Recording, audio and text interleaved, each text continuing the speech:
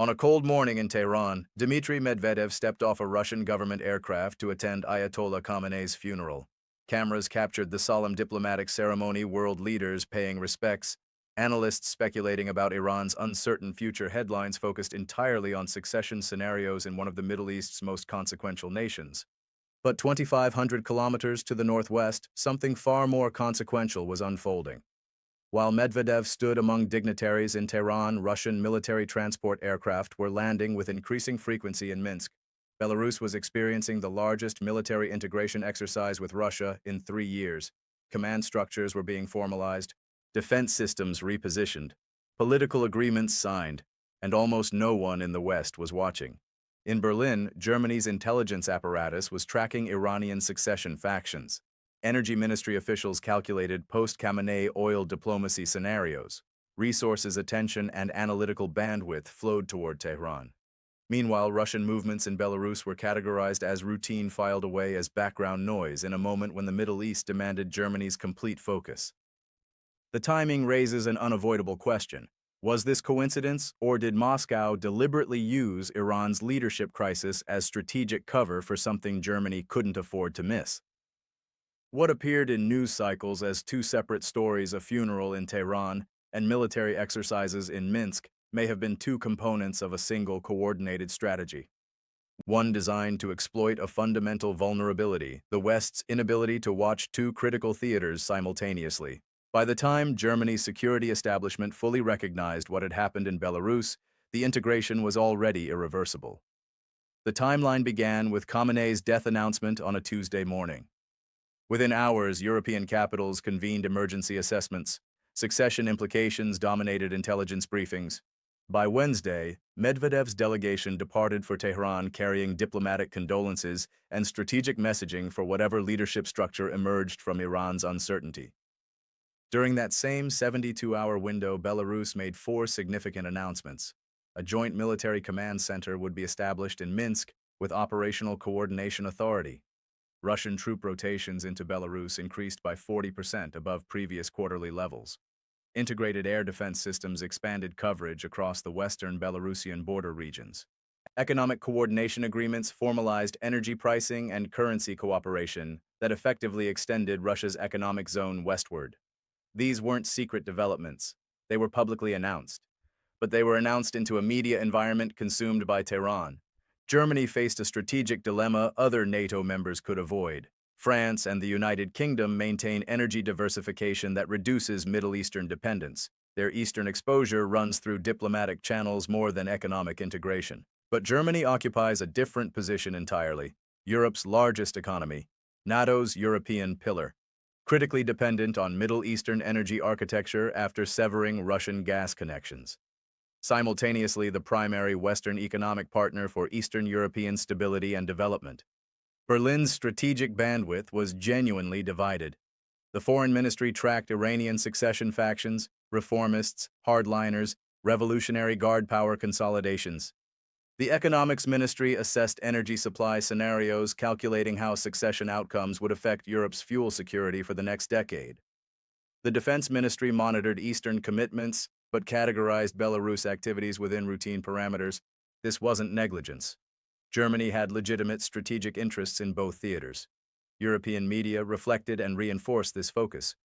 During the peak 72-hour window coverage, favored Iran developments over Belarus military integration by approximately 8-1. Headlines, analytical segments, expert commentary all flowed toward Tehran. Minsk became a footnote. Initial NATO intelligence assessments coded Belarus activities as routine military cooperation consistent with established patterns. Nothing triggered escalation protocols. Nothing demanded immediate strategic response. By the time the full scope became clear, the structure was already locked into place. Russia has employed this methodology before. The pattern is documented, repeatable, and refined with each iteration. August 2008.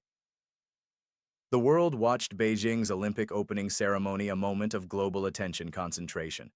Within hours, Russian forces crossed into Georgia. The invasion achieved its objectives before international focus could shift from athletic spectacle to geopolitical crisis. February 2014. Ukraine's political system collapsed into chaos following the Maidan protests. European capitals monitored Kiev's uncertain transition. During that distraction window, Russian forces without insignia secured Crimea. By the time Western institutions fully processed what had occurred, annexation was irreversible. September 2015. The European migration crisis reached its peak. Germany alone processed over 1 million asylum applications that year. Chancellor Merkel's government faced domestic political crisis. During this period of maximum internal focus, Russia escalated military intervention in Syria, establishing permanent Mediterranean presence and reshaping Middle Eastern order while Europe looked inward. This isn't opportunism. It's documented strategic doctrine maskirovka applied at the geopolitical level, not merely tactical battlefield deception. Russia creates or exploits moments when adversary attention fractures, then executes moves designed to be irreversible before focus returns. Belarus's integration didn't begin with Khamenei's funeral. The groundwork extends back years. August 2020. Lukashenko faced the most serious domestic challenge of his rule following disputed elections. Massive protests threatened regime survival. Moscow provided critical support, political backing, media amplification, security assistance. That intervention created dependency. Lukashenko's survival became contingent on Russian goodwill, transforming what had been a sometimes difficult partnership into structural reliance. From that foundation, integration proceeded gradually. Military coordination increased incrementally, joint exercises expanding in scope and frequency. Constitutional changes in 2022 removed legal prohibitions on permanent Russian military presence, laying juridical groundwork for what followed. Economic integration deepened through energy agreements, currency coordination, and trade structures that bound Belarus into Russia's economic orbit. The 2021 to 2022 migration weapon crisis, when Belarus facilitated migrant flows toward Poland and Lithuania, tested NATO responses and revealed alliance decision-making timelines. Russia observed how long Western institutional reactions required, what triggered escalation, what remained below response thresholds. Each step made the next less remarkable. Integration became the new normal. Germany's difficulty with simultaneous threats isn't new either. It's structural, rooted in institutional design. During the Cold War, German strategic planning focused intensely on the Central European Fulda Gap, the primary invasion corridor. This depth of focus created vulnerability to Soviet flanking possibilities through Scandinavia, a secondary threat that received insufficient attention. Post-Cold War Germany's focus shifted to Balkan stabilization during the 1990s. That focus meant initial Russian moves in Georgia received delayed recognition and insufficient response. 2014 brought ISIS's expansion. German security resources concentrated on terrorism, foreign fighter flows, and domestic radicalization. During that focus period, Russia secured Crimea. 2015 to 2016, the migration crisis consumed German institutional bandwidth. Russia entrenched in Syria. The pattern reveals something fundamental. German strategic institutions are optimized for sequential threat processing, not simultaneous multi-theater challenges. This isn't incompetence. It's a structural characteristic developed during decades when strategic planning meant preparing exhaustively for one primary threat: Soviet invasion through Central Europe. American military and intelligence architectures were designed differently, built for global simultaneity across Pacific and European theaters. German institutions were built for depth, not breadth. Russia understands this difference and exploits it systematically. Germany's focus on Iran wasn't media-driven distraction, it was existential calculation. Since severing Russian gas dependence following the Ukraine invasion, Germany has raced to reconstruct its entire energy architecture. LNG terminals rose along northern coasts. Middle Eastern energy partnerships became critical infrastructure for industrial survival. And within that reconfiguration, Iran represented a significant variable, not immediately, but potentially. Iranian oil production capacity, even under sanctions, remains substantial. If Khamenei's succession produced reformist leadership or created opportunities for sanctions relief, European energy markets could shift fundamentally. Germany's intelligence services weren't watching Tehran out of curiosity. They were tracking whether the next Iranian government might offer energy partnership that could reduce European dependence on increasingly expensive LNG imports from Qatar and the United States. Beyond energy, German economic exposure runs deep through Middle Eastern markets. Industrial exports, machinery, automotive technology, chemical products flow into Gulf states and regional economies. Reconstruction contracts in Syria, Iraq, and potentially Iran represent billions in future economic activity. Post-Khamenei Iran might open or close those possibilities depending on which faction consolidated power. Berlin's intelligence resources directed enormous bandwidth toward succession faction analysis. What were the reformists' realistic chances? Would the Revolutionary Guard consolidate total control?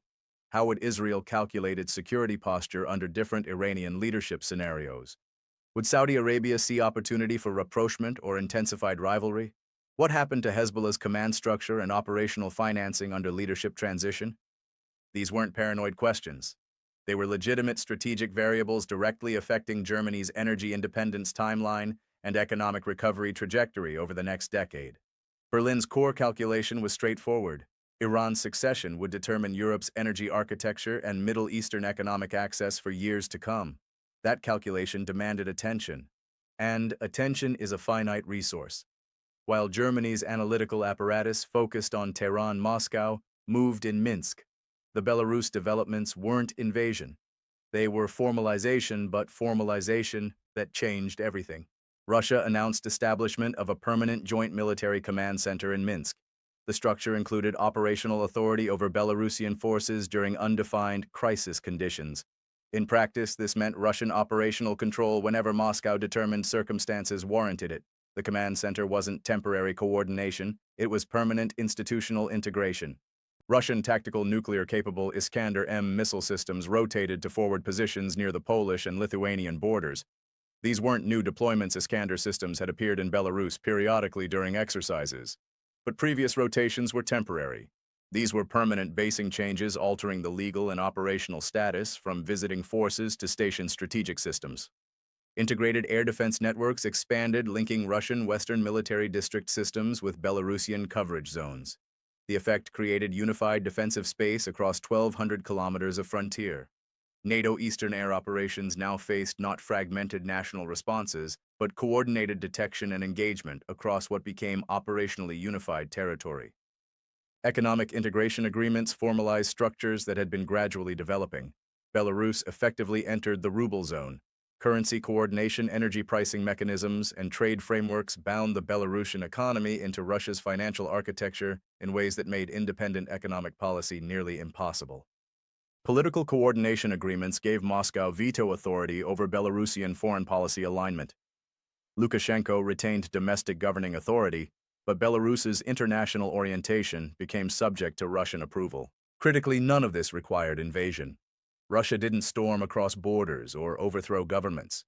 Moscow simply formalized integration that had been creeping forward incrementally since 2020. But formalization changed legal status, international recognition, and reversibility. What had been cooperative agreements became structural fusion. Russia got Belarus to invite permanent integration during a 72-hour window when Western objections would be muted by competing priorities. The timing evidence suggests deliberate coordination, not fortunate coincidence. Medvedev's funeral delegation included figures unnecessary for diplomatic condolence protocol, deputy energy ministers, Security Council members, officials whose expertise centered on Middle Eastern regional dynamics rather than Iranian bilateral relations. Their presence served less to honor Khamenei than to signal Russian engagement in whatever Middle Eastern order emerged from succession uncertainty engagement that generated media coverage and analytical attention. Russian state media during the same period dedicated coverage ratios heavily favoring Iran succession analysis.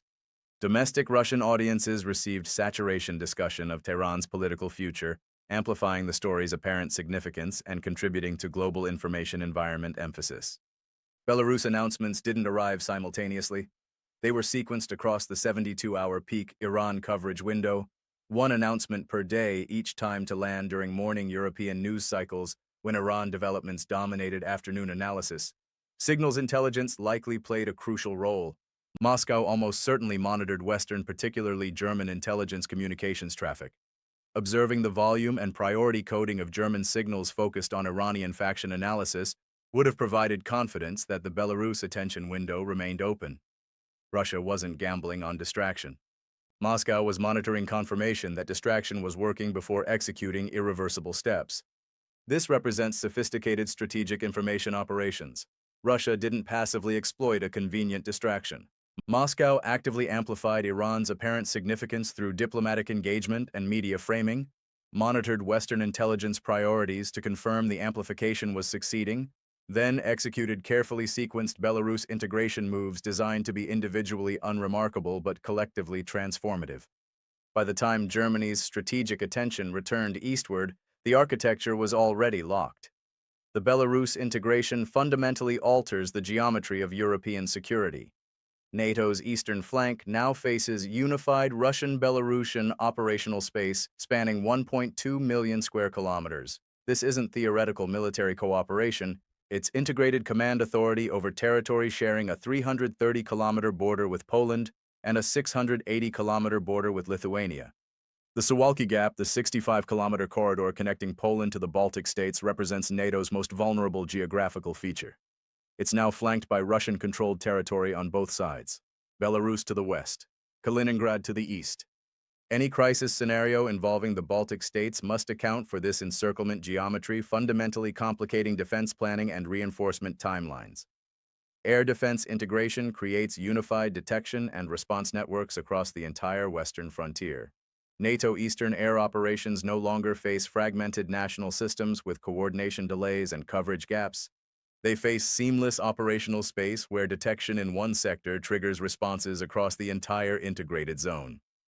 Nuclear-capable Iskander systems now permanently based in Belarus reduce warning times for certain Polish and Baltic targets to under 5 minutes in some scenarios. This isn't about likelihood of use. It's about the strategic calculus that compressed warning timelines force upon defense planning. Decisions that previously allowed minutes for assessment now require near-instantaneous responses, increasing miscalculation risks, and limiting diplomatic off-ramps during crises. The political implications extend beyond military geometry. Lukashenko's regime, previously considered potentially reversible through popular pressure or eventual democratic transition, now has permanent Russian security guarantee. The 2020 protests demonstrated that domestic opposition exists and can mobilize. But Russian integration eliminates the pathway. Any future opposition movement doesn't face merely Lukashenko's security services. It faces the combined weight of Russian-Belarusian integrated response. The democracy pathway is closed. Moldova and Georgia are watching.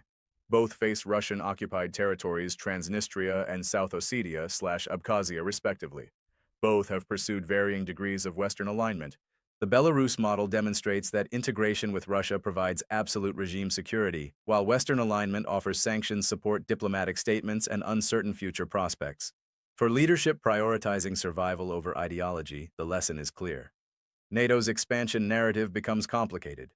Finland and Sweden's accession represented significant alliance growth, expanding NATO territory and closing the Baltic Sea. But simultaneous Russian consolidation in Belarus demonstrates Moscow's counter-strategy is working. The alliance expands in some areas while facing deeper integration of opposing forces in others. Net strategic advantage becomes ambiguous rather than clearly favorable. This represents the third successful execution of strategic misdirection in 15 years. Georgia during the Olympics, Crimea during Ukrainian chaos, Belarus during Iran's transition. The pattern is now validated doctrine. Moscow possesses confirmed methodology for fragmenting Western attention and exploiting institutional bandwidth limitations. The effectiveness stems from structural asymmetry. Democratic systems with media saturation and multiple institutional stakeholders process information differently than centralized authoritarian decision systems. Debate transparency and distributed authority create comprehensiveness but reduce speed and focus. Russia operates differently. Centralized decision-making allows choosing single strategic focus while ensuring adversaries face multiple simultaneous concerns. Moscow doesn't need to process every global development with equal attention. It can ignore what doesn't serve immediate objectives and concentrate resources on chosen targets. Future implications are significant. Any major Middle East crisis, Asian security development, or global economic shock now represents potential cover for Russian regional moves. The playbook is proven. Energy price spikes, Taiwan tensions, Korean Peninsula developments, migration pressures, any event that fragments Western institutional attention creates operational windows Moscow knows how to exploit. China is observing. Beijing's strategic planning for potential Taiwan scenarios must account for how manufactured or amplified crises in other theaters could fragment American and allied attention during critical windows. The Belarus model provides methodology. Create or exploit distraction, monitor intelligence traffic to confirm distraction effectiveness. Execute irreversible steps during the attention gap. Iran, North Korea, and other revisionist powers note the playbook. The international order's response to sequential crises shows exploitable patterns. Germany's strategic credibility has sustained serious damage. Post-Brexit, Berlin positioned itself as Europe's strategic leader, the economic anchor of EU Eastern policy, and the bridge between security commitments and economic interests. This episode reveals Germany cannot effectively process multi-theater challenges simultaneously. For a power-claiming continental leadership, this represents critical weakness. Eastern European NATO members, Poland, the Baltic states, Romania, were already skeptical of German commitment based on previous energy dependence on Russia and perceived insufficient response to earlier aggression. They now have evidence that Berlin will prioritize economic interests over eastern flank security when forced to choose. Germany watched Iran for energy opportunities while Belarus integration proceeded. This fractures NATO cohesion precisely when unity is critical. Alliance effectiveness depends on mutual confidence that commitments will be honored and threats will be collectively recognized. Eastern members now question whether Germany can be relied upon during complex multi-front scenarios, or whether Berlin will consistently prioritize economic calculation over security solidarity. Germany's intelligence apparatus, considered among Europe's most capable, failed to appropriately weight Belarus developments against Iranian succession tracking. This raises uncomfortable questions about assessment, prioritization, and resource allocation within German strategic institutions. The political consequence is already emerging. Calls within Germany for massive defense intelligence expansion compete with energy security investment demands. Rather than resolving the bandwidth problem, these competing priorities threaten to further divide strategic resources between economic and security imperatives. The deeper damage is reputational. Germany's strategic judgment is now questioned by allies who must calculate whether Berlin can be relied upon when challenges arise simultaneously across multiple theaters, precisely the environment that characterizes contemporary geopolitical competition. The most likely scenario is straightforward. Russia uses this methodology again. Timeline: the next 18 to 24 months. Potential targets include Moldova, where Transnistria integration could formalize during the next major Middle East crisis; Georgia, where South Ossetia and Abkhazia arrangements could be permanently consolidated during Asian security tensions; Kazakhstan, where security integration might deepen during Central Asian instability or another Afghan-related emergency. The methodology remains consistent because it works. Identify Western strategic attention pressure points, energy crises, Middle Eastern conflicts, Asian tensions, migration emergencies. Amplify these through information operations and genuine crisis engagement that creates legitimate reasons for Western focus. Execute irreversible integration steps in secondary theaters during distraction peaks. Present integration as defensive response or invited cooperation rather than aggressive expansion. NATO's challenge is structural. Even knowing the playbook doesn't solve the underlying problem. Western institutions still operate with finite attention bandwidth. Democratic publics still respond to media-saturated crises. Intelligence resources remain zero-sum allocations where prioritizing one theater means deprioritizing another. Russia retains the initiative. Moscow can choose timing and theater, forcing Western institutions into reactive positioning. When Russia decides to move, NATO must respond. When Russia creates or amplifies distractions, Western resources flow toward them. Indicators worth monitoring. Russian media suddenly amplifying non-European crises, particularly those with energy or migration implications for Europe.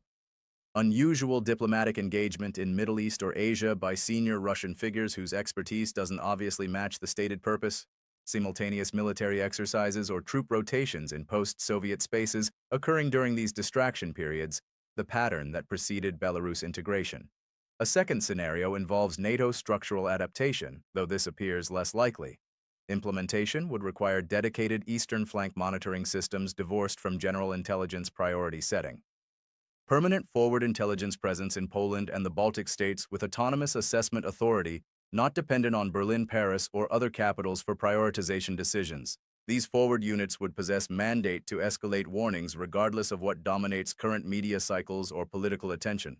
AI-assisted monitoring systems could track specific Russian integration indicators across post-Soviet states, troop rotation patterns, economic agreement announcements, constitutional changes, command structure modifications. These systems would provide automatic alerts based on pattern recognition rather than human analyst priority judgments influenced by competing demands. Expanded tripwire forces near vulnerable positions, particularly the Suwalki Gap, would make Russian moves immediately costly, regardless of Western attention state. The presence itself creates automatic escalation, removing the decision-making delay that distraction exploits. Germany specifically would need institutional reforms separating economic intelligence from security intelligence, preventing zero-sum competition for analytical resources.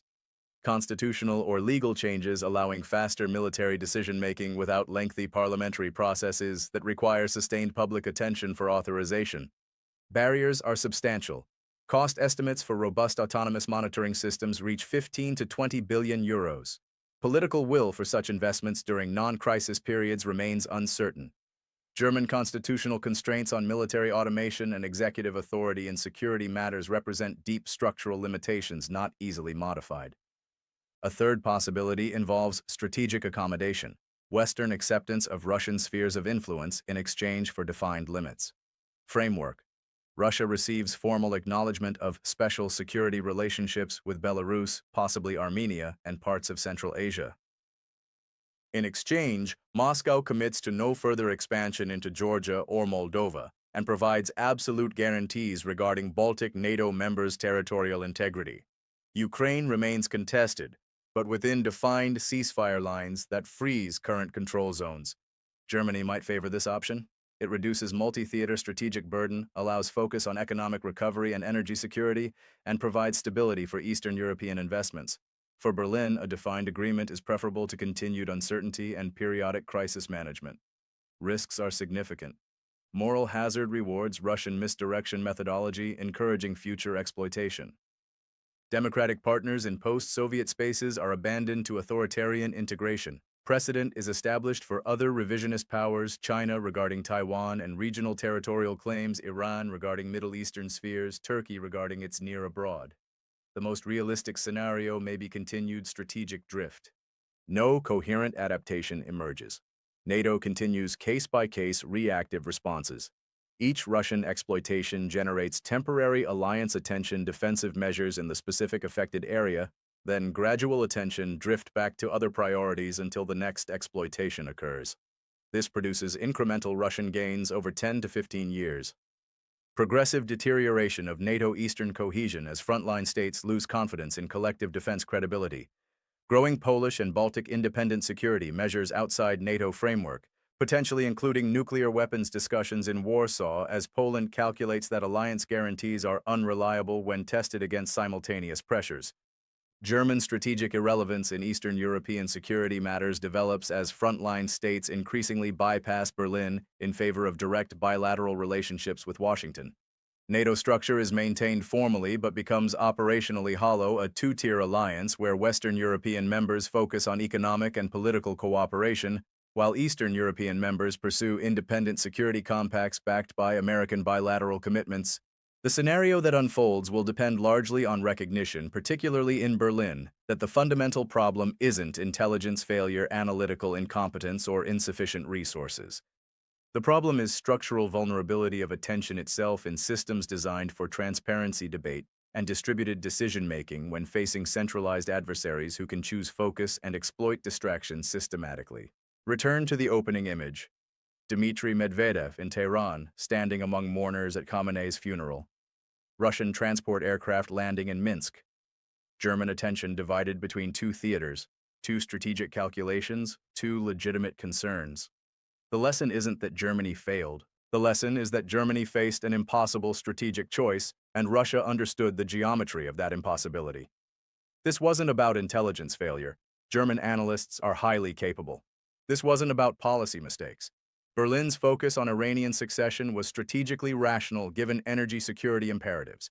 This was about fundamental asymmetry between powers that can choose their focus and powers that must respond to multiple simultaneous pressures. Russia didn't win because of superior military force in Belarus. Moscow won because of superior understanding of attention as a strategic resource. In contemporary geopolitical competition, where you look determines what you miss, Russia has systematized the exploitation of that vulnerability. The systemic nature of this problem cannot be overstated. As long as Western security architecture depends on democratic public's media-driven attention cycles and institutional resource competition, revisionist powers with centralized decision-making will retain structural advantages in multi-theater environments. They can choose. Western institutions must respond. Belarus matters not because it's strategically decisive in isolation. Belarus matters because it proved the methodology works against Europe's most capable power. If Russia can successfully exploit German attention fragmentation, Moscow can exploit anyone's. The pattern will repeat. The next crisis, whether in the Middle East, Asia, or elsewhere, will be covered intensively by Western media. It will consume institutional attention. Intelligence resources will flow toward it. Analytical bandwidth will prioritize it. Political leadership will focus on it. And the question won't be whether that crisis is important. The question will be, what's happening in the periphery while everyone watches the center? Russia has demonstrated it knows how to operate in that peripheral darkness. The question is whether NATO can develop systems that see in the dark, or whether the alliance will continue to discover integration moves only after they become irreversible. In geopolitics, what you're not watching is often more important than what you are. Russia has mastered the art of strategic misdirection. The West has yet to master the art of simultaneous strategic attention. The next time headlines focus intensely on a single crisis, ask yourself, what's happening in the places the cameras aren't pointing?